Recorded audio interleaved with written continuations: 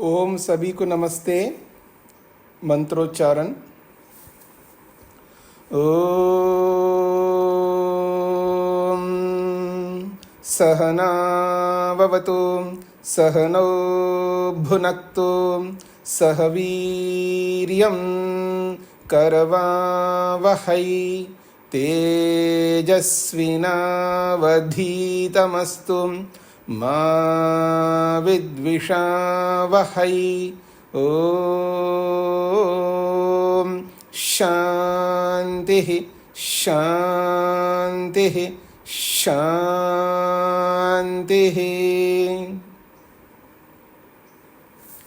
योग दर्शन की 170वीं कक्षा है। साधन पाद के 34वें सूत्र को लेकर के हम विचार कर रहे हैं, वितर्कों को कैसे रोका जाए। यदि वितर्कों को होने दिया जाता है तो कितनी बड़ी हानि होती है, ये प्रसंग है। वितर्काः हिंसादयः कृत कारित अनुमोदिताः लोभ क्रोध मोहपूर्वकाः मृदु मध्य अधिमात्राः दुःख अज्ञान अनंतफलाः इति प्रतिपक्ष भावना। तो एक एक दोष कितने कितने प्रकार का होता है, ये कल आपके सामने आ गया है। हिंसा 81 प्रकार की है, असत्य झूठ 81 प्रकार का है, चोरी 81 प्रकार की है, व्यभिचार 81 प्रकार का है और परिग्रह 81 प्रकार का है। और आगे बढ़ते जाइए तो अशुद्धि इसी प्रकार से 81 प्रकार की अशुद्धि, असंतोष भी 81 प्रकार का है और तपस्या न करना भी 81 प्रकार का है और स्वाध्याय न करना, स्वाध्याय न करने की जो बहाने हमारे जीवन में होते हैं वो भी 81 प्रकार का है और ईश्वर को न मानने के पीछे भी इसी प्रकार। ये तो 81 प्रकार तो इन्होंने गणना करके दिया है। फिर आगे कहा है नियम, अलग अलग नियम है लोगों की, अलग अलग नियमों और अलग अलग विकल्पों और अलग अलग समुच्चयों को ध्यान में रख करके देखें तो असंख्य बन जाते हैं, अनगिनत बन जाते हैं। ये दोष हमारे अनगिनत दोष करते हैं हम लोग, हमें एहसास भी नहीं होता, हमें समझ में भी नहीं आता कि मैं दोष कर रहा हूं या नहीं कर रहा हूं।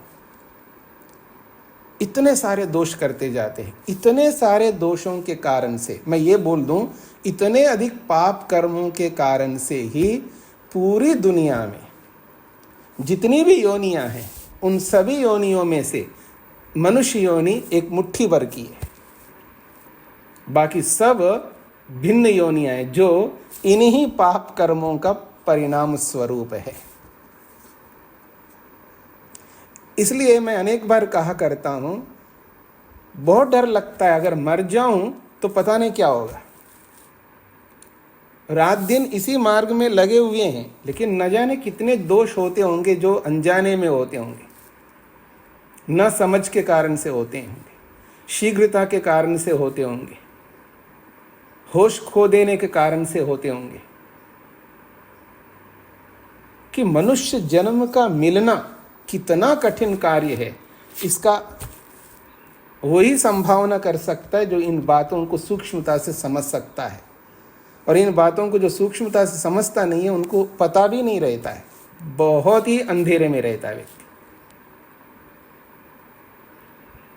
चाहे वो साधु हो, संत हो, चाहे वो आर्य समाजी हो, चाहे वो साधक हो, सब अंधेरे में रहते हैं इन बातों को सूक्ष्मता से न समझने के कारण से। थोड़ा बहुत अच्छे कर्म करके वो अपने आप को पता नहीं क्या समझने लगते हैं, पर ऐसी बात नहीं है। इसलिए हमें बहुत अधिक ध्यान देना होगा अपने दोषों पर, तब जाकर के इन प्रकारों वाले दोषों को हम छोड़ सकेंगे बड़ी सूक्ष्मता से। जहाँ अनजाने में हो रहा है उसको छोड़ सकते हैं थोड़ी देर के लिए, शीघ्रता से जो हो रहा है उसको थोड़ी देर के लिए छोड़ सकते हैं, लेकिन जानबूझ करके योजनाबद्ध होकर के हम प्लानिंग करके हम लोग जो दोष करते हैं मनी मन में या वाणी से या अवसर आने पर, उनको अगर हम छोड़ने लग जाएंगे तो भी बहुत कुछ सहारा मिलेगा हमको इस मार्ग का। तो आइए आगे बढ़ते हैं। तो ये जो 81 प्रकार के बता करके अंत में इन्होंने कहा कि नियम, विकल्प और समुच्चय के भेद से अनगिनत ये वितर्क उत्पन्न करते हैं, क्योंकि प्राणी जगत, प्राणों को धारण करने वाले प्राणी अनगिनत है। तो अनगिनत प्राणियों के कारण से अनगिनत दोष करते हैं, ये बात कही है। अब अंतिम पैराग्राफ है, इसको देखिएगा। ते खलु अमी वितर्काः दुख अज्ञान अनंत फलाः इति प्रतिपक्ष भावनम।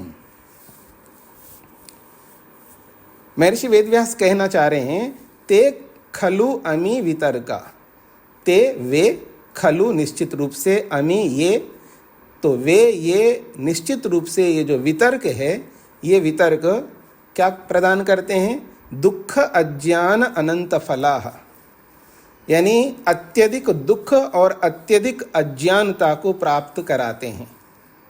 इन वितर्कों के होने पर अनंत का मतलब है अत्यधिक, अत्यधिक उसी को कहते हैं जिनको हम गणना नहीं कर सकते। ये अनंत का अर्थ है जिसकी गणना हम नहीं कर सकते। हाँ जी, एक काम करते हैं, डेजर्ट में ले जाते हैं, रेगिस्तान में ले जाते हैं। अब एक एक रेत को गिनिएगा आप लोग, एक एक रेत के कण को, एक एक पार्ट को गिनिएगा। आप गणना कर सकते हैं? नहीं कर सकते। वो अनंत है, इस अर्थ में अनगिनत है, अत्यधिक है। जो अनकाउंटेबल जिसको हम कहते हैं वही यहाँ अनंत है। ये अनंत वो उस अर्थ में नहीं जो ईश्वर को जो हम अनंत मानते हैं, वो असीम का मानते हैं, वो व्यापक मानते हैं उसको, उस रूप में ये अनंत नहीं है। इति प्रतिपक्ष भावनम, इस अत्यधिक दुख को, अत्यधिक अज्ञानता को देख करके ऋषि कहना चाहते हैं प्रतिपक्ष भावनम, प्रतिपक्ष भावना करो। अब इसको खोल के समझा रहे हैं कि दुख अज्ञान अनंत फला को खोल रहे हैं। दुखम अज्ञानम च अनंतम फलम येषाम इति, दुखम अज्ञानम च, क्योंकि दुख अज्ञान अनंत फला है ना, ये समस्त पद है, समास युक्त पद है, इसलिए इसको खोल के समझा रहे हैं। दुखम ये अलग है, अज्ञानम अलग है, और फिर है च, दुख और अज्ञान। अनंतम, ये अनंतम जो है विशेषण है, अनंतम दुखम अनंतम अज्ञानम, ऐसा है। ये जो अनंतम है ये विशेषण है, किसका? दुख का और अज्ञान का। तो कह रहे हैं अनंतम दुखम अनंतम अज्ञानम, तो अत्यधिक दुख अत्यधिक अज्ञान फल है येषाम, जिनके, जिनके किनके? जिन वितर्कों के। इस पंक्ति को ऐसे लगाइएगा, अनंतम दुखम अत्यधिक दुख, अनंतम अज्ञानम अत्यधिक अज्ञान, फलम फल है, येषाम जिन वितर्कों के। ऐसे वितर्कों को ध्यान में रखते हुए प्रतिपक्ष भावनम, हमें प्रतिपक्ष भावना करनी चाहिए, उसके विरुद्ध विचार करना चाहिए, उसके विपरीत अच्छे सुविचार मन के अंदर लाना चाहिए, या सुकर्मों को लाना चाहिए, सुपथ पर चलने के विचारों को लाना चाहिए, यानी अच्छे कर्म करना चाहिए। अब वो प्रक्रिया बताई जा रही है। जो हिंसा करने वाला हिंसा करता है, या झूठ बोलने वाला जो झूठ बोलता है, या जो भी दोष करने वाला जो दोष करता है, वो उस दोष की प्रक्रिया कैसी होती है उसकी, उस प्रक्रिया को समझाया जा रहा है और उस प्रक्रिया के अनुसार उसका फल भी समझाया जाएगा। बहुत महत्वपूर्ण विषय है। कहते हैं तथा इंसकः तावत्। अच्छा, ये जो इंसक होता है, पहले हम इंसक की मनोदशा को समझने का प्रयत्न करते हैं। जो हिंसक होता है, जो हिंसा करने वाला होता है, उसकी मनोदशा क्या होती है, वो किस प्रकार हिंसा करता है। तो कह रहे हैं तथा हिंसकः, जो हिंसा करने वाला है, तावत्, पहले उसको हम समझने का प्रयत्न करते हैं। प्रथमं वध्यस्य वीर्यम आक्षिपति। ये हिंसक का दस्तूर है, उसकी मनोदशा ये है। प्रथमम, सबसे पहले वो क्या करता है, वध्यस्य, मारने योग्य प्राणी का, वीर्यम आक्षिपति, वीर कहते हैं उसकी शक्ति को, उसके बल को, उसके सामर्थ्य को, आक्षिपति, उसको कमजोर करता है। जिसको भी वो मारना चाहता है, जिसको वो मारता है, तो ऐसे ही नहीं मारता है, पहले उसके बल को क्षीण करता है। इसका मैं उदाहरण देता हूं आपको। स्पाइडर समझते हैं ना, वो क्या बोलते हैं आप उसको हिंदी में, स्पाइडर को? हाँ, मकड़ी। मकड़ी मकड़ी मकड़ी जो है, जाल बिछा करके एक कोने में बैठी रहती है। जाल बिछा करके एक जगह बैठी रहती है, दुबक करके बैठी रहती है, और उसमें कोई कीड़ा, कोई मकोड़ा या कोई मकड़ी, कुछ भी ऐसा प्राणी उसमें जाल में फंस जाए, और जैसे जैसे जाल में से निकलने का प्रयास करता, तो और अधिक फंसता जाता उस जाल में। देखिएगा वो जाल कितना ऐसा होता है जैसे मछली का जाल होता है, ऐसे ही मकड़ी का जाल है। मछलियों के लिए अलग जाल है और मकड़ी के लिए अलग जाल है, और हम सब मनुष्यों के लिए अलग जाल है। हमें भी जाल बिछाया जाता हमारे लिए, लोग बिछाते हमारे लिए। कोई चाय का जाल बिछाता है, कोई नौकरी का जाल बिछाता है, कोई प्रेम का जाल बिछाता है, कोई किसी का ऐसा जाल बिछाते हैं हमको फंसाने के लिए। हम आसानी से फंस जाते उसमें।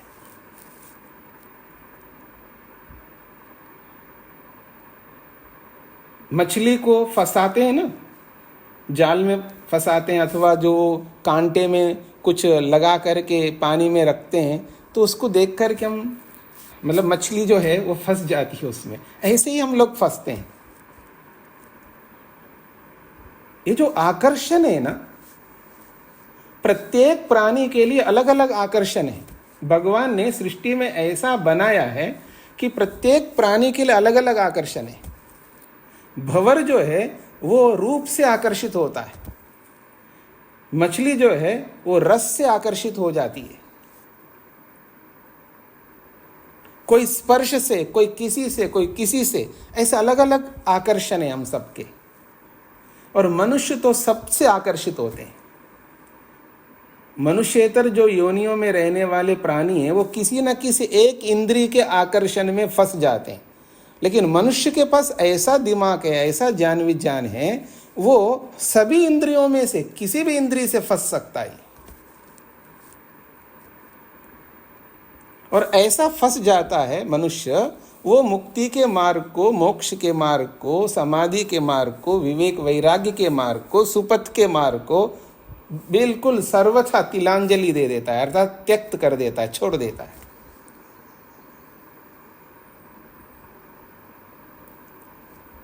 तो यहां कहा जा रहा है हिंसक तावत् प्रथमम वध्यस्य वीर्यम आक्षिपति। ये जो हिंसक व्यक्ति है, मारने योग्य प्राणी के वीर्य को, उसके सामर्थ्य को, उसकी शक्ति को आक्षिपति, पहले कमजोर करता है।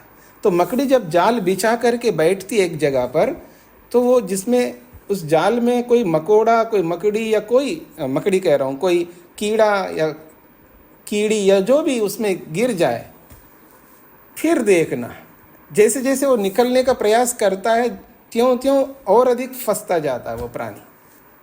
पूरी तरह फंस गया, अब निकल नहीं सकता। तब ये जो मकड़ी दुबक करके बैठी रहती ना, इसके पाँव खुलने लगते ऐसे। मकड़ी के पाँव देखा होगा ना अपने से, लंबे लंबे पाँव ऐसे। और छोटी मकड़ी भी होती, बड़ी बड़ी मकड़ी भी होती हैं। फिर वो लंबे लंबे पाँव से उस प्राणी के पास जाकर के उन पाँवों से उनको वो चोट मारते रहते हैं, वो चोट मारते रहते हैं, बस पूछो मत। तो जब वो उनके जो पाँवों से उस कीड़े को जो चोट मारते हैं ना, क्यों मारते हैं? उसके वीर्य को, उसके बल को, उसके सामर्थ्य को क्षीण करने के लिए। सेम टू सेम मनुष्य भी ऐसा ही करता है। जब किसी प्राणी को मारना होता है ना, पहले उसके बल को कमजोर करता है। आपने कभी गांव में देखा है मुर्गा, मुर्गी या भेड़ या बकरी को मारने के लिए कैसे उसको, उसके बल को क्षीण करते हैं, कैसे चारों ओर से उसको दबा करके रखते हैं। और हमने देखा है बचपन में कि जो क्या बोलते हैं आप, गाय हैं, अथवा गाय को तो नहीं देखा है, लेकिन भैंस को या भैंसा को या ऐसे छोड़ देते हैं भगवान के नाम से या किसी देवी देवता के नाम से, फिर उसका कोई त्यौहार आता है तब उसको बलि देते हैं। तो वो बहुत स्ट्रांग होता है, पूरा गांव जो है उसको छोड़ देते हैं, फिर वो सब जगह खा खा कर इतना बलिष्ठ हो जाता है, वो किसी के काबू में नहीं आता है वो पशु। तो उसको कई लोग 10, 15, 20, 25 लोग ऐसे रस्सियों से घेर करके उसको लिटा करके उसके बल को इतना दबाते हैं, इतना दबाते हैं, फिर पूरा दबा करके उसको इतना कमज़ोर कर देते हैं। फिर उसके बाद में वो जो करना करते हैं वही यहाँ पर बताया जा रहा है। हिंसा कहा तावत प्रथमम वध्यस्य वीर्यम आक्षेपति। हिंसक व्यक्ति वध्यस्य मारने योग्य प्राणी के वीर्य को, उसके बल को, शक्ति को आक्षिपति कमजोर करता है। ततश्च उसके बाद शस्त्रादि निपातनेन दुःखयति। शस्त्रादि तो तलवार है या कुलाड़ा है या जो भी काटने के जो भी साधन होते हैं, उन शस्त्र आदि साधनों के निपातनेन, उनके ऊपर प्रहार करते हुए दुःखयति, उनको दुख देते हैं। और हमने ये भी देखा है कि कोई भाला से, कोई सरिया से, कोई किसी से, क्योंकि वो प्राणी बहुत मजबूत होता है, जैसे भैंस है या भैंसा है ऐसा, तो उसको जब मारना होता है तो वो काबू में नहीं आता है। बहुत सारे लोग रस्सियों से बांध करके रख करके उसका बल को वैसे क्षीण करते हैं, उसके ऊपर फिर भाले से, सरिये से, उससे इससे उसको वार करते हैं, उसको ऐसे घुसेड़ते रहते हैं, खून निकलता रहता है, उसको उसके ऊपर वार करते रहते हैं। बहुत न देखने योग्य स्थिति रहती है वहाँ पर। उसी प्रकार शस्त्र आदि निपातनेन, शस्त्र आदि जो अलग अलग औजार है उनका प्रहार से उस प्राणी को दुःखयति, दुख देते हैं। ततो उसके बाद में इतना दुख दे देते हैं तब वो बिल्कुल हिलना डुलना भी बंद कर देता है। ततः उसके बाद जीवितादपि मोचयति, फिर उसके जीवन से ही मुक्त कर देते हैं, अर्थात मार डालते हैं। ये स्थिति है। ये पहले की ऐसी स्थिति होती थी, आजकल ऐसी स्थिति नहीं होती है। आजकल तो बिल्कुल हाईटेक आ गया है, बहुत बड़े आधुनिक साधन आ गए हैं, एक साथ हजारों गायों को मारने के साधन आए हैं, ऐसे मशीनरी आ गई है आज। बहुत विशेष रूप से भारत में तो जगह जगह बड़े बड़े मारने के जो स्थान हैं, पशुओं को मारने का, विशेषकर गाय आदि को मारने के, बहुत अत्यधिक आधुनिक बहुत अच्छे यंत्र आए हैं। कभी आप जरूर देखना, आपको आश्चर्य होगा किस तरह का मारा जाता। सबको लाइन में खड़ा कर देते हैं मशीनों से और एक ही झटके में सब मर जाते हैं। किस तरह प्रक्रिया वही है वहाँ पर भी, चाहे मशीनों से मारे चाहे लोग हाथों से मारे।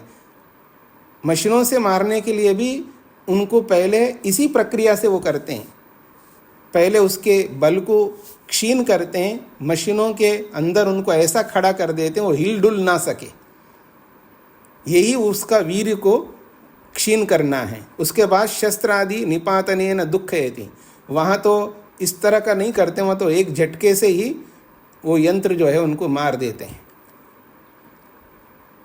आज के आधुनिक यंत्रों के माध्यम से। ये स्थिति है। जब ऐसा किया जाता है तो ऐसा करने वालों को क्या फल मिलता है? जब वो इस तरह मारते हैं तो ऐसा मारने वाले लोगों को जो फल मिलेगा जब ईश्वर की ओर से, तो कैसे मिलता है उसको समझाया जा रहा है। कह रहे हैं ततो वीर्य आक्षेपाद अस्य चेतन अचेतन उपकरणम क्षीण वीर्यम भवति। बहुत बड़ी बात कही जा रही है।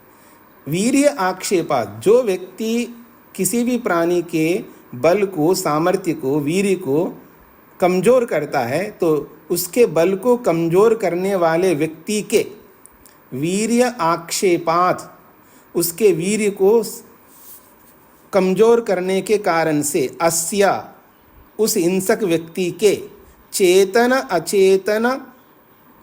अचेतनम उपकरण, उसके चेतन उपकरण हो या अचेतन उपकरण हो। उपकरण का मतलब है साधन, क्योंकि ऐसा हिंसक लोगों के बहुत सारे साधन होते हैं ना, वो चेतन साधन भी होते हैं और जड़ साधन भी होते हैं। यंत्र है, औजार है, ये सब जड़ साधन है। और उनके सहयोगी लोग जो होते हैं ना, वहाँ तक मारने तक जो लोग उनके सहयोग करते हैं वो सब चेतन लोग हैं। तो चेतन अचेतन जो भी उपकरण उसके साधन हैं, उन लोगों के उन साधनों में क्षीण वीर्यम भवति, वो कमज़ोर हो जाते हैं। उसके घर वाले या उसके निकट में जो लोग भी रहते हैं, उनके जीवन में भी कमजोरियां आती रहती है। किसी को शारीरिक कमजोरी आ जाती है, किसी को कोई रोग, ऐसा रोग आ जाता है, कोई किसी को कुछ हो जाता है, ऐसा कुछ ना कुछ उसके जीवन में, उसके परिवार के जीवन में ये सब समस्याएं आती हैं। तो इसलिए कह रहे हैं जो प्राणियों को मारने के लिए जिनके सामर्थ्य को क्षीण किया था, उसी प्रक्रिया से उसके परिवार में, उसके इर्द गिर्द रहने वाले, चाहे वो चेतन साधन हो या जड़ साधन हो, उनमें भी जो वीर्य है, उनका भी जो सामर्थ्य है, वो भी धीरे धीरे क्षीण होता जाता है, नष्ट होता जाता है, कमजोर होता जाता है। ये बात कही है।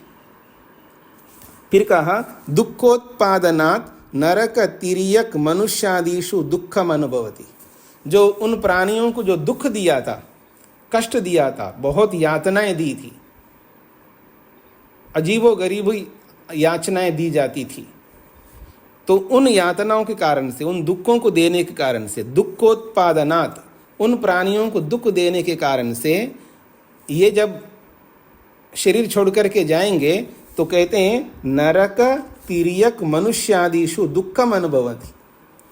चाहे वो नरक योनि में जाए, ये तिर्यक योनि में जाए, या मनुष्य योनि में जाए, निकृष्ट मनुष्य योनि में जाए, या अत्यंत तिर्यक कीड़े मकोड़े आदि ऐसे क्षुद्र जंतुओं में पैदा हो जाए, या अत्यंत नारकीय योनि में प्राप्त हो जाएंगे, तो वहाँ दुखम अनुभवति, वहाँ अत्यंत दुख को प्राप्त करेंगे। सालों सालों, हजारों सालों, लाखों सालों, करोड़ों सालों तक दुख अनुभव करते हैं। याद रखना, ये सामान्य दुख नहीं है। हजारों वर्षों तक लोग उन योनियों में, अलग अलग योनियों में दुख अनुभव करते हैं, इतना बड़ा पाप करने वाले। तो कह रहे हैं चाहे नरक योनि हो, तिर्यक योनि हो, या निकृष्ट मनुष्य योनि हो, इन सब में वो दुख को पाते हैं, सर्वाधिक दुख को वो प्राप्त करते हैं। फिर कहा जीवित व्यपरोपनात्, जब जीवित व्यपरोपन करते हैं, अर्थात उन प्राणियों के जीवन को ही समाप्त कर देते हैं, मार डालते हैं ना, जैसे सिर को अलग कर दिया, उसका जीवन ही समाप्त कर दिया। तो जीवित व्यपरोपनात्, उनके जीवन को समाप्त करने के कारण से, अब इनका जीवन कैसे होगा, स्वयं का, जो दूसरों के जीवन को जिन्होंने समाप्त किया है, तो इनका जीवन कैसा होगा, उनके लिए बताया जा रहा है। प्रतिक्षणम च जीवितात्यये वर्तमानो मरणम इच्छन अपि। तो कह रहे हैं प्रत्येक क्षण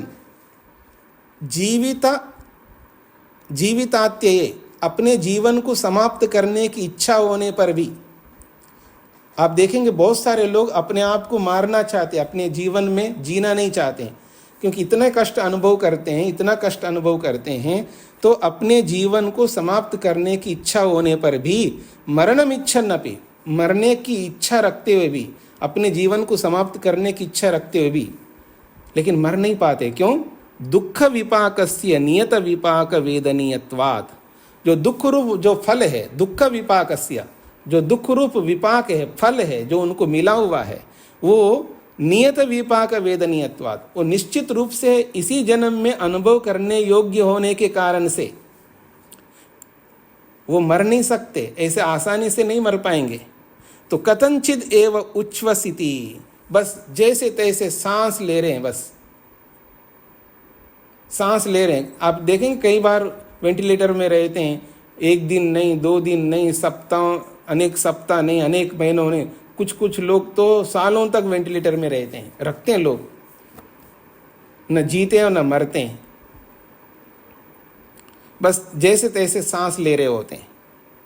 यदि कथनचित पुण्य अवापगता हिंसा भवेत, बहुत बड़ी बात कह रहे हैं, यदि कथनचित जिस किसी भी प्रकार से पुण्य अवापगता हिंसा भवेत, उनकी हिंसा में कोई पुण्य फल भी आकर के मिल जाए, क्योंकि हिंसक है तो हिंसक व्यक्ति जीवन भर हिंसा नहीं करता है ना, कुछ पुण्य भी करता है वो। तो कह रहे हैं यदि कथनचित किसी भी प्रकार से पुण्य अवापगता हिंसा भवेत, उसकी हिंसा ऐसी हिंसा है, उस हिंसा में पुण्य अवापगता, पुण्य आकर के मिल गया हो, क्योंकि हिंसा के फल के अंतर्गत, हिंसा का मतलब है जो हिंसा के फल स्वरूप उसको कोई दयनीय निकृष्ट अत्यंत ऐसी योनि मिल गई है, भले वो मनुष्य योनि है लेकिन अत्यंत निकृष्ट मनुष्य योनि है, उसको दुख ही भोगना है, लेकिन उस दुख भोगने वाले हिंसक फल के अंतर्गत कोई पुण्य भी आकर के मिल जाए तो पुण्य ज़्यादा देर तक नहीं रह पाएगा। उसके लिए कह रहे हैं किसी प्रक्रिया से, किसी भी रीति से पुण्य आकर के उस हिंसा में मिल भी जाए, तत्र उस स्थिति में सुख प्राप्तो भवेद अल्पायु इति, भले ही उसकी सुख की प्राप्ति हो रही है, क्योंकि बहुत बड़ा हिंसक है, बहुत दुख पा रहा है, उसके जीवन में अचानक कोई सुख भी आ गया है, तो वो सुख भी, उस सुख की प्राप्ति में भी अल्प आयु भवेद, उसकी आयु बहुत कम हो जाएगी, फिर जल्दी मरेगा वो, ये बात कही जा रही है। एवं अनृतादिषु अपि योज्यम यथा संभवम, एवं इसी प्रकार से जैसे हिंसा के बारे में बोला है, उसी प्रकार अनृतादिषु अपि, अनृत कहते हैं झूठ को, झूठ है, चोरी है, व्यभिचार है, परिग्रह है, इन सब में भी यथा योज्यम, यथा संभवम योज्यम, इसी प्रकार से यथा संभव जिसके लिए जैसी जैसी परिस्थिति आती है वैसा ही इन फलों को जोड़ लेना चाहिए।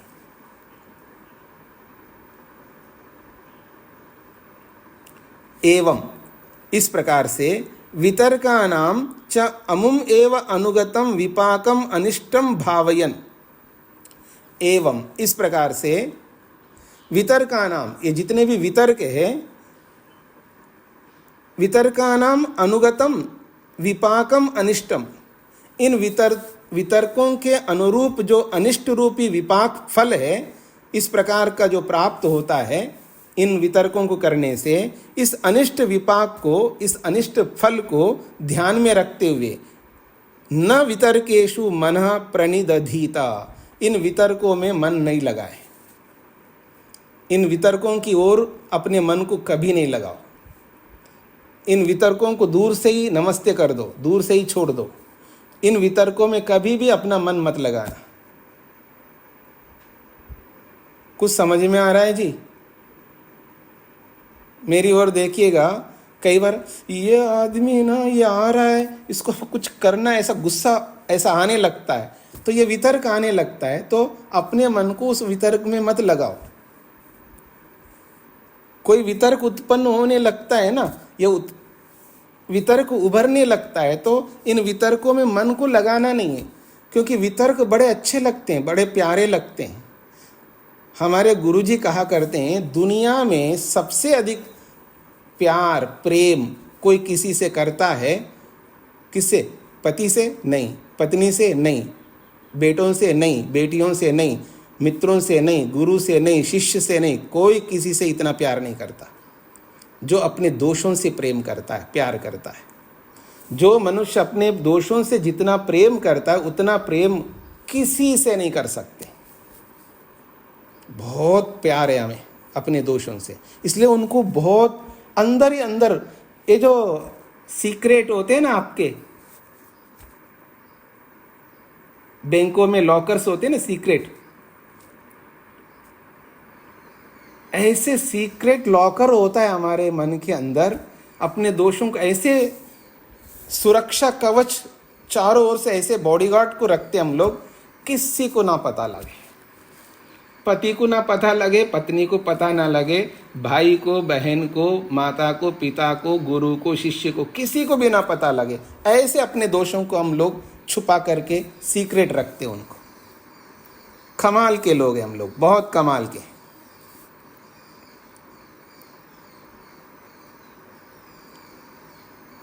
होते कुछ हैं पर दिखाते बहुत कुछ हैं।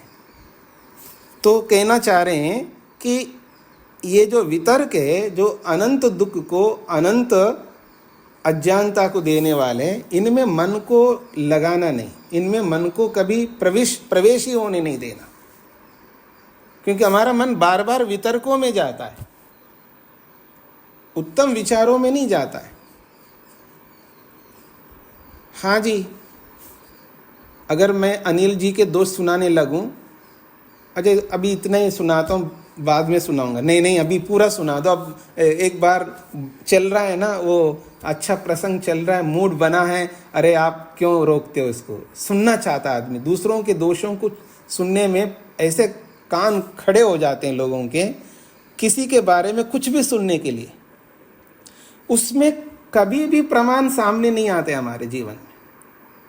किसी की अच्छाई को सुनते समय, अच्छा मेरे को तो नहीं लगता इतना अच्छा आदमी होगा, फिर भी मैं सोचूंगा, मैं प्रमाणों से परीक्षा करूंगा तभी मानूंगा। यानी किसी की अच्छाइयों को सुन के आदमी तुरंत मान ही नहीं सकता, उसकी बुद्धि चलती नहीं उसमें। लेकिन जब दोष सुनने लगता है ना, किसी के दोष हो या ना हो, लेकिन सुने वो ऐसा, अच्छा ऐसा है, बिल्कुल हो सकता है जी, उसका मन बहुत अच्छा लगता है। बिना प्रमाणों के, बिना इन्वेस्टिगेशन के, बिना आगे पीछे देखे किसी का कोई भी दोष सुनने को तैयार है और मानने को तैयार है। आज पूरी दुनिया ऐसी होती है। अच्छाइयों को मानने को कोई तैयार नहीं होता है। ये हमारी दृष्टि है, ये हमारी नजरिया है। आप देख सकते किसी के बारे में, किसी स्त्री के बारे में, किसी बहू के बारे में, किसी सास के बारे में, किसी ननद के बारे में, किसी गुरु के बारे में, किसी शिष्य के बारे में, किसी मित्र के बारे में, किसी पड़ोस के बारे में, किसी के बारे में आप अगर दोष सुनाने लगो, जो भी सुनता है स्वीकार करता है, मान लेता है, वो कोई परीक्षा नहीं करता है।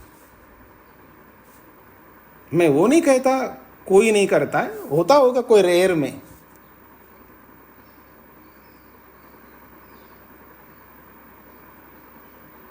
और हम जैसे लोगों को क्या करना चाहिए? जब कोई किसी का दोष सुनाने लगे तो रोक देना चाहिए। नहीं जी, दोष आपको सुनाना है तो उसी को सुनाओ जिसके दोष है, मेरे क्यों सुनाओ आप? उसको रोक देना चाहिए हमें, ताकि हमारी प्रवृत्ति ना बदले। कोई इतना दूध का दुलाव नहीं, सुनना तो चाहिए ताकि हम न्याय कर सके। खुद का अन्याय हो रहा है, दूसरे का क्या न्याय करेगा वो? पहले अपना न्याय तो करो आप। इसलिए हम जैसे लोगों को रोक देना चाहिए, किसी का दोष सुनना ही नहीं। सुनाने वाले को कह देना, नहीं ये बातें नहीं करो, अगर कुछ काम की बात करना हो तो करो। फिर भी आपको करना है तो उसी से करो ना, जिसके दोष सुना रहे हो उसी को सुनाओ। आप मेरे क्यों सुना रहे हो? नहीं आप इसका समाधान करेंगे, मैं नहीं कर सकता। अगर आपको इतना ही शौक है सुनाना तो उसको ले आओ, जिसका आप दोस्त सुनाना चाहते हो उसके सामने सुनाना, फिर तब सुनूंगा।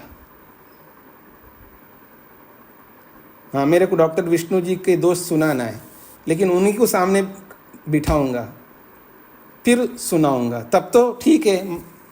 अब सामने व्यक्ति नहीं है, अब उनके बारे में किसी को सुनाऊंगा तो क्यों सुन रहे हो? हम क्यों सुने ऐसे किसी के बारे में, किसी के दोषों को? ये जो सुनने की जो प्रवृत्ति है ना, गलत प्रवृत्ति, इसको हम सबको रोक लेना चाहिए। जी, तो ये जो बात कही जा रही है, इतने दोष जो होते हैं, इन सारे दोषों को समझते हुए हमें प्रतिपक्ष भावना प्रारंभ कर देनी चाहिए।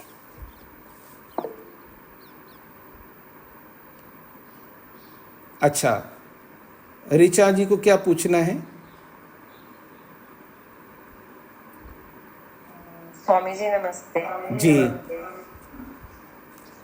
स्वामी जी, मुझे ये पूछना है कि आप ये जो दोष ना बताने की बात कह रहे हो, तो आजकल लोग जो थेरेपिस्ट के पास जाते हैं, जिनको डिप्रेशन फील होता है, बोलते जाइए। हाँ जी, तो वो वहाँ पे शेयर करते हैं यही बातें कि भाई हमारे साथ ऐसा हुआ, हमारे साथ वैसा हुआ।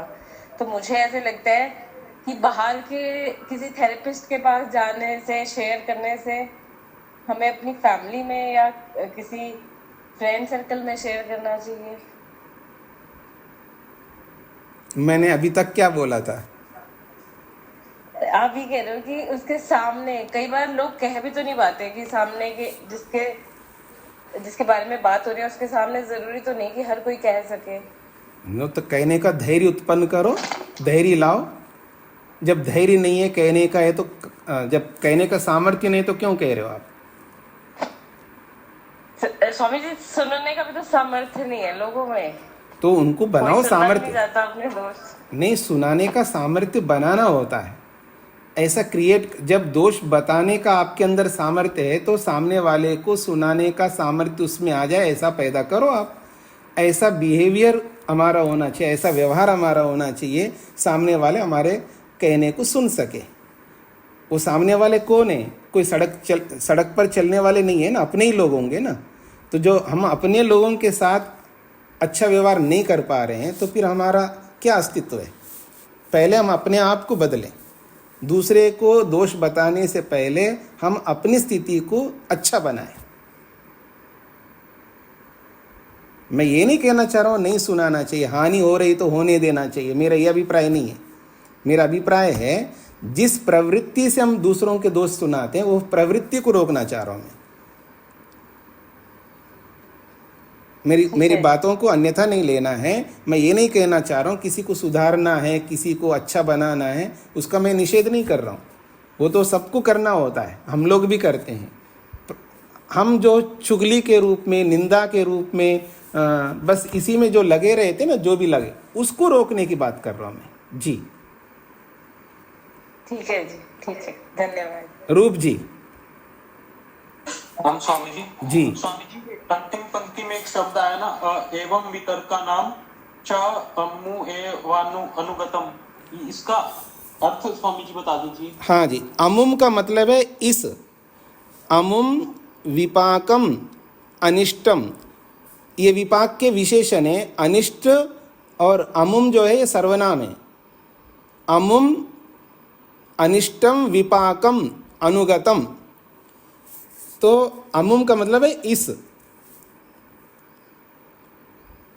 इस अनिष्ट रूपी फल को अनुसरण करने वाले इन वितर्कों को ध्यान में रख करके, वितर्केषु मन न प्रणिदधीता, इन वितर्कों में मन नहीं लगाना चाहिए, ये कहना चाह रहे हैं।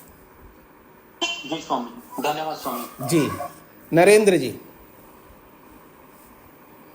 स्वामी जी ओम। जी। स्वामी जी, जैसे अचानक कोई घटना हो जाए, एक्सीडेंट के कारण वो लंबे समय तक वेंटिलेटर पर रहे, तो क्या इसको भी हिंसा का ही फल बोलेंगे? नहीं, वो एक अलग स्थिति ना। एक्सीडेंट तो एक एक्सीडेंटली हो गया ना, वो कोई जानबूझ करके किया ऐसा नहीं है ना। किसी के असावधानी से भी हो सकता है, अथवा हमारी गलती से हो सकता है, वहाँ कोई भी कारण हो सकता है। वो इसके प्रसंग में नहीं आएगा। जी जी जी। अन्याय जो है ना, कोई भी अन्याय किसी के साथ कर सकता है, वो हमारे कर्म, क्योंकि जो भी दुख प्राप्त होता है हमको, वो सब दुख हमारे कर्मों का फल नहीं होता है। और जो भी हमें सुख मिलता है वो सारा सुख हमारे कर्मों का ही फल नहीं होता है। कहीं कर्मों का फल भी होता है, कहीं दूसरों के द्वारा किया गया अन्याय भी होता है, या दूसरों के द्वारा दिया गया पुरस्कार भी होता है, पुण्य भी होता है। कोई अपने अपने पुण्य बढ़ाने के लिए हमें हेल्प करता है तो वो हमारा कर्म का फल नहीं है, उसका पुण्य तभी बन रहा है क्योंकि हमारे कर्मों के ना होने पर भी हमको कोई सुख देता है। जब कोई दूसरे को सुख देता है वो अपने पुण्य बढ़ाने के लिए भी सुख देता है या उसके कर्म के बदले में भी सुख दे सकता है। लेकिन मनुष्यों को नहीं पता है ना कि अमुक कर्म का फल मैं दे रहा हूँ, इसको हमें नहीं पता रहता है। हाँ, कोई किसी ने किसी के साथ किसी के यहाँ नौकरी किया हो, मजदूरी किया हो, फिर उसको जो पैसे या उसको जो भी सुख दिया जाता है वो तो उसके कर्मों का फल स्वरूप होता है।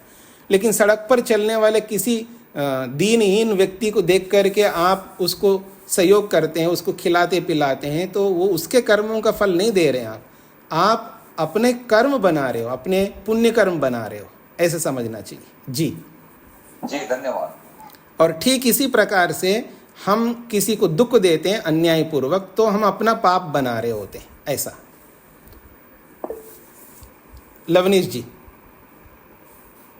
नमस्ते स्वामी जी। जी स्वामी जी, जैसे अपने जीवन में हम लोगों का चुनाव करते हैं तो दोस्तों में भी चुनाव करते हैं, तो ऑब्वियसली बात है उस लोगों के बारे में जानते हैं, हम कुछ सुनते हैं सभी से, उनकी बुराइयां सुनते हैं, तभी हम चुनाव कर पाते हैं कि इस व्यक्ति को हमने अपना मित्र रखना है, निकाल देना है। तो ऐसे में बुराइयां सुनना भी तो बहुत जरूरी पड़ता है, देखा जाए कहीं पर, तो उसको कैसे लेंगे? नहीं, देखिए, एक वो तो हम किसी प्रयोजन के लिए कर रहे हैं ना, वहाँ तो किसी को मित्र बनाना है या किसी को नहीं बनाना है तो उसके बारे में जानकारी प्राप्त करना, ये दृष्टि बदल गई ना, ये अलग दृष्टि से कर रहे हैं। एक तो आप मान लीजिएगा आप अपने भाई की बुराई कर रहे हो, अपनी बहन की बुराई कर रहे हो, अपनी पत्नी की बुराई कर रहे हो, उनकी निंदा कर रहे हो, यहाँ कोई प्रयोजन नहीं है। ऐसी स्थितियों में रोकना, ये कहना चाह रहा हूँ। बाकी आपको किसी से डील करना है, किसी के साथ जुड़ना है, किसी के साथ व्यापार करना है, किसी के साथ कुछ और करना है, तो जानकारी तो आपको प्राप्त करना है ना। वहाँ दृष्टि अलग होती है, वहाँ हानि करने की दृष्टि नहीं है आपकी। जी सुरेश जी।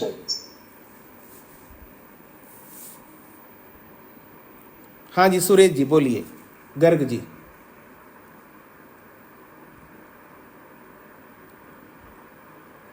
हाँ जी, और किसी को प्रश्न करना, अभी अपने पास समय है। सुरेश गर्ग जी ने हाथ खड़ा किया है लेकिन वो अपना माइक खोल नहीं पा रहे होंगे।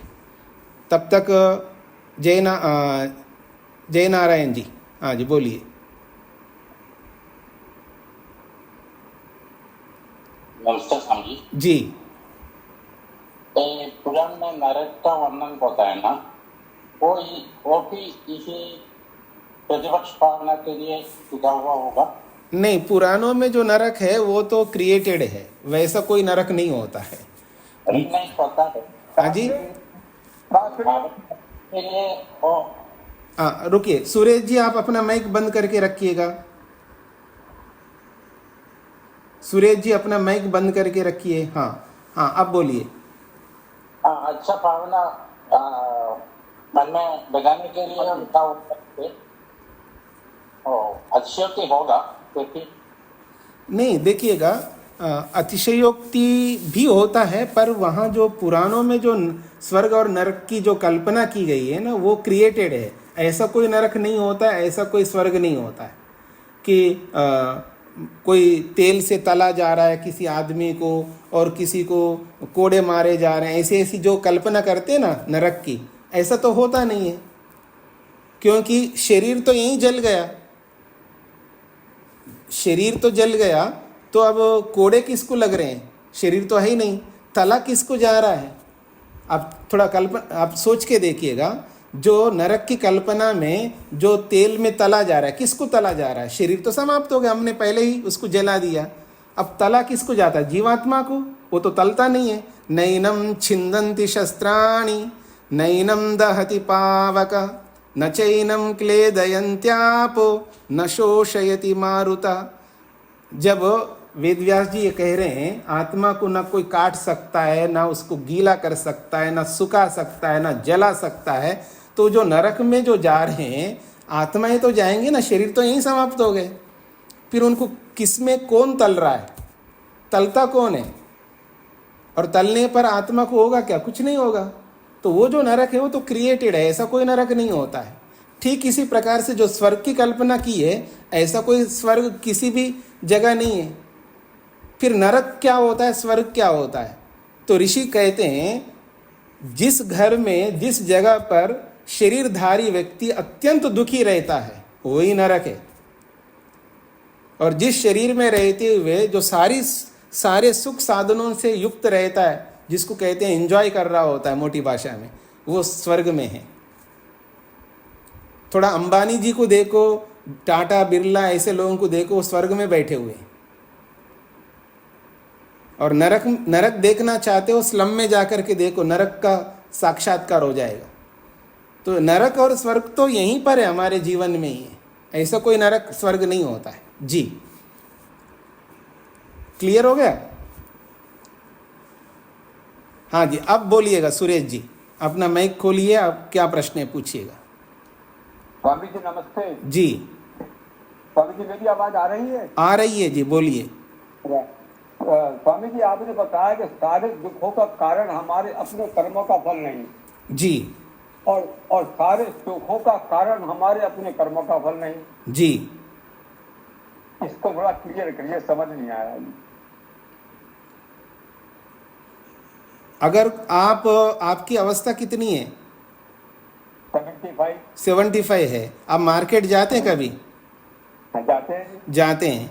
और मार्केट में कहीं थक गए आप, और थक करके और आप थोड़ा सा मिसबैलेंस्ड होने लगे, तो कोई आपके अगल बगल में आकर के आपको पकड़ लेते हैं और पकड़ करके शांति से बिठाते हैं, पानी पिलाते हैं या अथवा रोड क्रॉस कराते हैं। तो ये आपके कर्म का फल है या ऐसा करने वालों का पुण्य है? करने वालों का पुण्य है। बस मैंने यही बोला है। ऐसे ही कोई भी किसी को सुख दे रहा है और अपनी इच्छा से दे रहा है, क्योंकि सुख देने वाले को नहीं पता है कि आपके किन कर्मों का कौन सा फल देना है। ये मनुष्यों का काम नहीं है कि आपके कर्मों का फल दे सके। तो इसलिए कोई भी हमको अनएक्सपेक्टेड जो सुख देते हैं, वो सारा का सारा उनके द्वारा किए हुए, उनके द्वारा वो पुण्य बना रहे हैं अपना। जैसे हम लोग जाकर के स्लम में जाकर के किसी को, मतलब बुग्गी झोपड़ियों में जाकर के किसी को पढ़ा रहे हैं, किसी को वस्त्र दे रहे हैं, किसी को कुछ दे रहे हैं, उनको जो सुख दे रहे हैं इस रूप में, वस्त्रों के रूप में, भोजन के रूप में, तो जो देने वालों के पुण्य बन रहे हैं, तभी तो उनका परोपकार बनता है। और ऐसे ही कोई आकर के मेरे को चांटा मारता है बिना मतलब का, या मैं जाते हुए मेरे को गाड़ी से ठोक करके जा रहा है, बिना मतलब का दुख दे रहा है मेरे को, तो उनका पाप कर्म बन रहा है। तो ये मेरे कर्म का फल नहीं है। ये बताया था मैं। जी जी, बहुत बहुत धन्यवाद। हाँ जी, अनिल जी।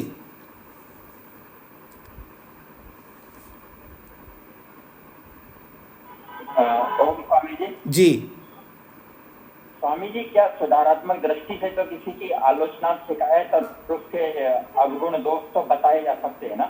हाँ जी, देखिए, जहाँ भावना हमारी किसी के सुधार की है, उसको नीचे दिखाना नहीं है। जो योग दर्शन में अभी पीछे हमने सत्य की परिभाषा में बताया था ना, उसको ठगना नहीं, उसको नीचे नहीं दिखाना है, उसकी हानि ना हो, हाँ, उसको हर्ट ना कर सके। इन सब भावनाओं से युक्त होकर के उसके सुधार के लिए आप दोष भी बोल सकते हैं, सुन भी सकते हैं, सुना भी सकते हैं। वह दृष्टि बदल गई है। लेकिन ये सारी दृष्टियों को एक किनारे में रख करके गलत दृष्टि से किसी को नीचे दिखाने के लिए, किसी को धमकाने के लिए, किसी को नुकसान देने के लिए जब हम ऐसा उसकी चुगली, निंदा आदि करते हैं, वो रोकने की बात मैंने कही है। जी जी, धन्यवाद। हाँ जी, अनीता आर्या जी। ओम प्रणाम स्वामी जी। जी स्वामी जी, पुण्य के विषय में मैं एक और बात जानना चाह रही थी कि जैसे कि हम हमारा एक कुछ कर्तव्य कर्म होते हैं, जैसे माता पिता के बच्चों के प्रति, तो उसके बाद जो भाई बहन या उनके प्रति जो भाई असमर्थ हैं, उनको हम लोग हेल्प कर रहे हैं तो वो पुण्य में आएगा, या मतलब उनका अपनी फैमिली है, अलग है, लेकिन उनके प्रति किया हुआ जो हमारी सहायता है तो वो पुण्य बनेगा या वो नहीं बनेगा? तो आप बताइए क्या बन सकता है, आपको क्या लगता है? मुझे थोड़ा सा कंफ्यूजन सा हो रहा है कि बनेगा कि नहीं, क्योंकि नहीं, कंफ्यूजन होने के पीछे कारण तो कोई होगा ना आपके पास में, किस कारण से नहीं बन रहा है, किस कारण से बन रहा है, वो कारण बताएंगे तो मैं स्पष्ट करूंगा। मुझे ऐसा लग रहा है जैसे कि भाई बहन तो हमारे एकदम क्लोज में आ जाते हैं तो शायद उनके प्रति ना भी बने, ऐसा लग रहा है मुझे। लेकिन बाहर हम किसी और की हेल्प करते हैं तो वो पुण्य में बनेगा, मुझे ऐसा डाउट सा हो रहा है। नहीं, यदि वो आपके कर्तव्य के दायरे में आता है तब अलग बात है। अगर कर्तव्य तो आप खुद भी मान रहे हो कि वो उनका अलग परिवार है, हमारा अलग परिवार है, आप अलग अलग हो गए, भाई बहन सब अलग हो गए, सबके अपने अपने कर्तव्य है, फिर आप हेल्प कर रहे हैं तो आपका पुण्य बनेगा ना, इसमें क्या परेशानी है? जी जी जी स्वामी, यही कंफ्यूजन जी। धन्यवाद। वीरेंद्र जी। ओम स्वामी जी। जी स्वामी जी, ऐसा कभी किसी व्यक्ति का सीवियर एक्सीडेंट वगैरह हो गया, हाथ पैर टूट जाते हैं जी, तो महीनों तक खाट पे पड़े रहे, बहुत कष्ट भोगते हैं, तो क्या ये अपने कर्मों का, जन्म जन्मांतरों किसी कर्मों का फल है क्या? नहीं, एक्सीडेंट स्वयं ने किया है या किसी दूसरे ने किया है? नहीं, मोटर वगैरह से एक्सीडेंट हो जाते हैं ऐसे। देखिए, प्रश्न का उत्तर दीजिएगा। मैंने मना नहीं किया मोटर से होता है या स्कूटर से होता है। एक्सीडेंट स्वयं ने किया है, किसी दूसरे व्यक्ति ने? स्वयं गाड़ी चला रहा है, गिर गया, एक्सीडेंट हो गया। आप फिर भी स्पष्ट नहीं कर रहे।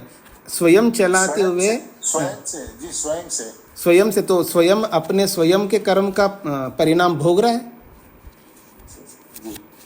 अगर दूसरे ने आकर के एक्सीडेंट किया तो दूसरे के कर्म, दूसरे ने हम पर अन्याय किया तो उसको भी भोगेगा, दूसरे ने अन्याय किया तो भी भोगेगा, स्वयं के कर्म के परिणाम स्वरूप में भी भोगेगा। जैसे मैंने ज़्यादा खा लिया, इतना ज़्यादा खाया, लोभ से पेट में दर्द हो रहा है, दुख हो रहा है, कष्ट हो रहा है, और इतना ज़्यादा खाए वो पचा नहीं और परेशानी हो रही है, ना बाहर निकल रहा है ना उल्टी में आ रहा है, और दुखी दुखी हो रहा है अंदर से। ये जो दुख मिल रहा है किसके कारण से हो रहा है?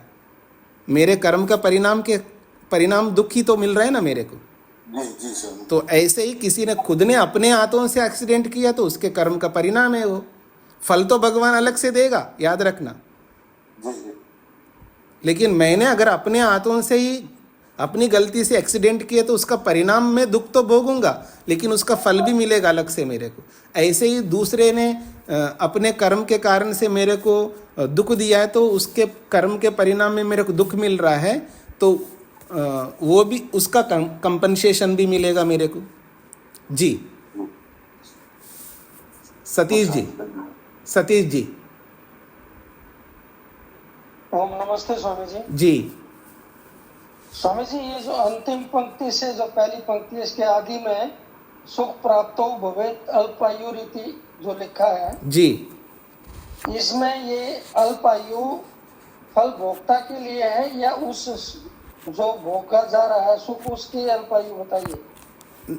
जो मान लीजिए मेरी हिंसा के कारण से मेरे को ऐसा जन्म मिला, उस जन्म में कोई पुण्य कर्म आकर के भी मिला और पुण्य कर्म के फलस्वरूप में मेरे को सुख प्राप्ति हो रही है, लेकिन उस सुख की प्राप्ति लंबी नहीं होगी, उसकी आयु बहुत अल्प होगी, जल्दी समाप्त हो जाएगा, ये कहना चाह रहे हैं।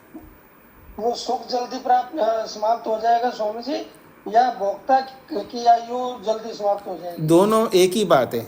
सुख समाप्त होने का मतलब है आयु नहीं रही, अब सुख भोग नहीं पा रहा हूँ, और आयु भी समाप्त होती है इसका मतलब सुख नहीं भोग पा रहा हूँ।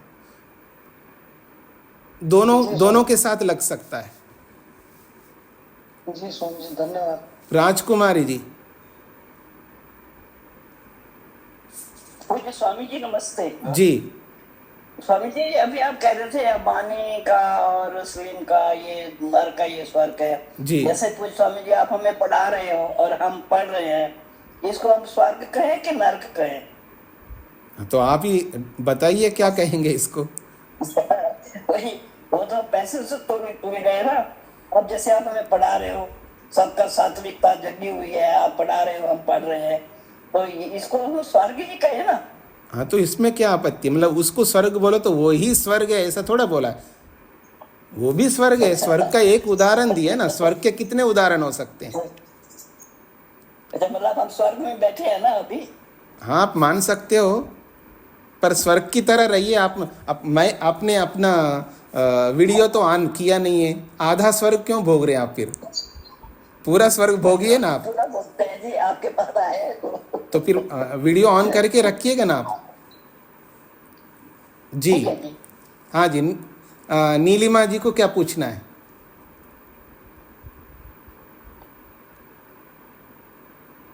ये मैं स्वाध्याय के विषय में पूछना चाह रही थी जी। कि जो है जैसे कि मोक्ष ग्रंथों का स्वाध्याय और ओम तत् जपस्तदर्थ भावना, ओम की का जप करना, ये बताया है जी आपने। तो लेकिन कुछ लोग जो है गीता का स्वाध्याय करते हैं, तो मैं भी करती थी गीता का स्वाध्याय, 20-25 साल मैंने किया, अभी तक भी कर लेती हूँ क्योंकि मुझे आदत बन गई है 6 श्लोक। हाँ जी, बोलिएगा आगे। तो मैं इस वजह से उसका करती हूँ। तो जो कुछ वेद के अनुकूल है, काफी कुछ गुणों वगैरह के बारे में और बाकी चीजें आत्मा परमात्मा, वो करती हूँ। तो ये क्या ये गलत है? किसी ने कहा कि भाई ये तो कोई स्वाध्याय नहीं हुआ। हालांकि मैं दार्शनिक प्रवचन सुनती हूँ 3-4, और उनसे मुझे बड़ा लाभ होता है। हाँ, तो वो भी स्वाध्याय है, लेकिन स्वाध्याय का मुख्य अर्थ होता है कि गुरु के समीप बैठ करके पढ़ना, उसको मुख्य रूप से स्वाध्याय कहते हैं जी। गुरु के नजदीक बैठकर। हाँ जी, जैसे अभी आप इंटरनेट के सामने बैठ करके पढ़ रहे हो आप मेरे से, तो ये स्वाध्याय कहलाता है जी। जी जी, ये स्वाध्याय कहलाता है। मुख्य वो गौण रूप में स्वाध्याय है, स्वयं पढ़ना वो भी स्वाध्याय कहलाता है, लेकिन वो गौण स्वाध्याय है। मुख्य स्वाध्याय तो गुरु से शास्त्रों को पढ़ना स्वाध्याय कहलाता है। महिमा जी। ठीक है, धन्यवाद स्वामी। नमस्ते स्वामी जी। जी स्वामी जी, मेरी दुर्घटनाग्रस्त हो गया था 2 साल पहले में, जी, काफी एक्सीडेंट हो गया था बड़ा जी। तो मैं अपने आप ही गिरी थी जी, जैसे एक्टिवा पे, और पेड़ से मैं लग गई थी जी। तो वो लापरवाही के कारण हुआ था, क्योंकि मेरी चुन्नी पीछे चली गई थी तो उसको पकड़ रही थी जी। तो वो लापरवाही का जैसे थोड़ा कर्म था, या इतना था कि मुझे फिर कई महीने फिर मैं रेस्ट पे रही, 4 महीने जी। तो वो जो दुख मिला, वो कर्मों का वो क्षतिपूर्ति हुई बाद में उनकी, या मेरी लापरवाही का ही वो पूरा कर्म का फल मिला? नहीं, क्षतिपूर्ति अलग होती है। क्षतिपूर्ति का मतलब किसी ने आप पर अन्याय किया। नहीं, अन्याय किसी ने नहीं, मैं स्वयं ही हूँ। हाँ, तो मैं वही बताना चाह रहा हूँ, क्षतिपूर्ति उसको कहते हैं कि कोई आप पर अन्याय करता है तो आपको दुख मिला है बिना मतलब का, अब उसकी क्षतिपूर्ति ईश्वर करता है किसी न किसी रूप में। आपके प्रति जो भी अन्याय हुआ, जो आपको सुख मिलना चाहिए था, वो सुख किसी ने छीन लिया अन्याय से, उस छीने हुए सुख को किसी न किसी रूप में भगवान आपको पूर्ति करता है, उसी को क्षतिपूर्ति कहते हैं। या भगवान करता है या मनुष्य समुदाय वाले लोग जो भी करते हैं, वो भी क्षतिपूर्ति होती। किसी का मकान टूट गया तो लोगों ने क्षतिपूर्ति करके यानी उसका मकान बनवा दिया, इस तरह का क्षतिपूर्ति होती है। और जो ये है, ये दुर्घटना आपके असावधानी के कारण से हुआ, तो वो आपके उस कर्म का परिणाम है। परिणाम तत्काल भी मिलता है, परिणाम दीर्घकालीन भी मिलता है। तो आपने परिणाम स्वरूप उस दुख को भोगा है आपने जी। तो लापरवाही का कर्म बहुत ज्यादा बड़ा हो जाता है? हाँ, हो सकता है ना। अब एक्सीडेंट हुआ है, जो भी हानि आपके शरीर में हुई है, तो आपने कहा लंबे काल तक आप उसका दुख भोगा है, तो उस कोई परिणाम तात्कालिक भी होता है, कोई परिणाम दीर्घकालीन भी होता है। अच्छा, उसमें कोई भी मेरा पुराना कर्म का फल नहीं मिला? नहीं, ऐसा नहीं, वो ऐसा फल इस तरह भगवान नहीं देता है। जो लोगों में जो कहावत है कि भगवान ऐसा पूरा किया, ऐसा किसी के थ्रू नहीं करता है वो जी। मतलब मेरे जो अकाउंट था कर्म का, उसमें कुछ भी नहीं कटा मेरे पास? नहीं, बल्कि ऐड हुआ है, आपकी असावधानी रूपी कर्म का ऐड हुआ है जी। असावधानी इतना बड़ा कर्म है। हाँ जी बिल्कुल बिल्कुल। अच्छा ठीक है। हाँ जी शकुंतला जी। स्वामी जी प्रणाम जी। इसी पैर के अंतिम पंक्ति है स्वामी जी, एवं वितर्काणाम चानुमेवानुगतम विपाकम अनिष्टम भावयन् वितर्केषु मना प्रणिदधीत। प्रणिदधीत शब्द का भी अर्थ दीजिए और पूरी पंक्ति का भी। एवं इस प्रकार से वितर्काणाम वितर्कों के, चा का मतलब और, अमुम, अमुम का अर्थ होता है इस, जी अमुम एव इसी का ही, अनुगतम अनुरूप, विपाकम फल, कैसा, अनिष्टम अनिष्ट फल को, भावयन इस अनिष्ट फल की प्राप्ति की भावना करते हुए, न नहीं, वितर्केषु इन वितर्कों में, मनः मन को, प्रणिदधीता, तो ना को यहाँ जोड़ना, न प्रणिदधीता मन न लगाए, मन को न लगाए इन वितर्कों में। धन्यवाद स्वामी। हाँ जी समय हो रहा है जी। शेखर जी क्या पूछना चाहते हैं?